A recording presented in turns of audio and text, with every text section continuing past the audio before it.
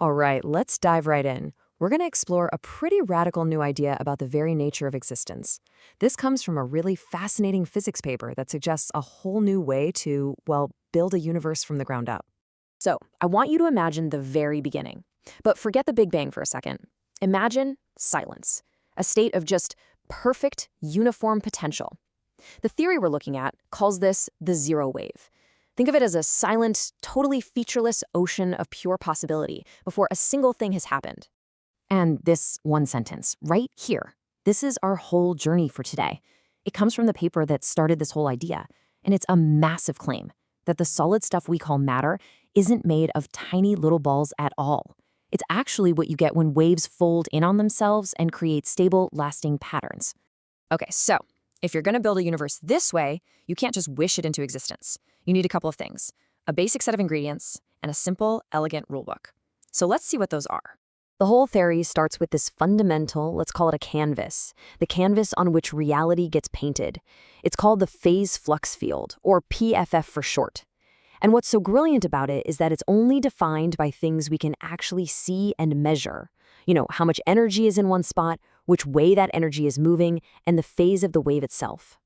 That's it. And the starting state of this canvas, well, it's that perfectly still ocean we just saw, the zero wave. It's the simplest state you can possibly imagine. Energy is everywhere, totally uniform, but it's not going anywhere. It's just pure potential, waiting for something to happen. Now, this is the part that I think is so cool.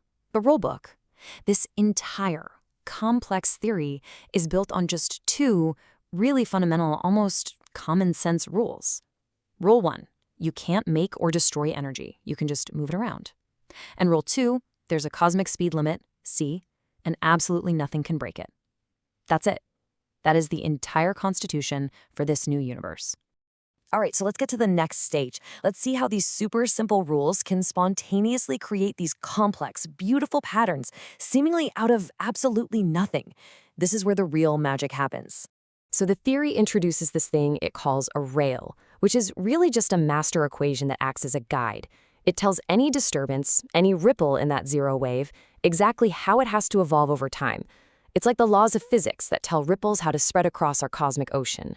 Now, crucially, this rail is designed with a built-in preference for order.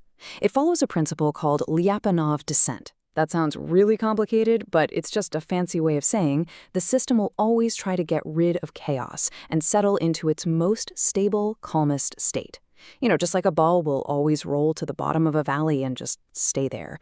And this shows you perfectly what happens when you let those rules run. On the left, we start with that uniform, kind of boring nothingness of the zero wave.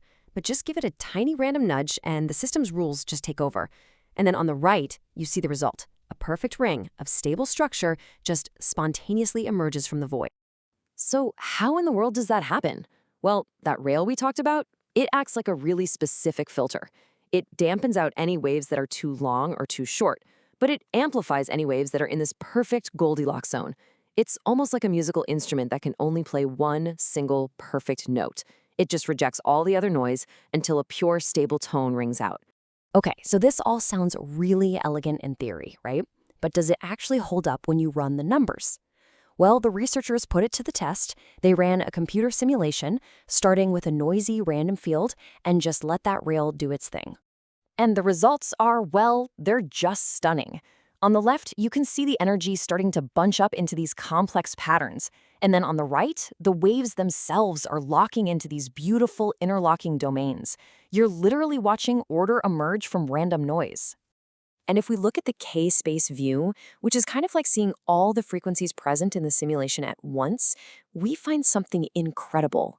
A stunningly clear and perfect ring, located precisely at that Goldilocks frequency the theory said it would be. The simulation just confirmed the theory perfectly. This graph of the system's total energy over time basically just confirms what we saw. See how the curve goes steadily down? That's the system actively calming itself, shedding all that chaotic energy, and settling into that stable, low-energy ring pattern. It is actively seeking out order. So here's the crucial point. How do we get from these elegant, stable wave patterns to the world we actually know? You know, a world of matter and particles and mass. How does a ring of waves become, say, an electron?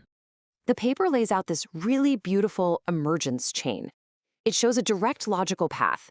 You start with simple waves and those two simple rules. The system automatically creates stable geometry, like these rings. And then, this is the incredible leap. This stable, localized packet of energy is what we perceive as mass. So think of that stable ring. It's a self-sustaining pattern of wave energy. It's a standing wave that's basically locked in one place, holding its own form. And because it's a stable packet of energy that's not really going anywhere, it has a certain amount of what physicists call rest energy. And right here is where it all connects. The theory defines the mass of this structure using the most famous equation in all of physics. Mass is simply the rest energy of that stable wave pattern divided by the speed of light squared. It's not something a particle has, it's what a stable wave pattern is. So just let that sink in for a moment. This means that what we call a particle, an electron, a quark, whatever, it isn't a tiny solid point. It's a persistent, stable knot of folded wave energy. It's a self-sustaining pattern in that phase flux field, and its properties, like its mass, are just consequences of that pattern's stability. I mean, it is a profound shift in perspective. It suggests the universe is fundamentally simpler and way more elegant than we thought.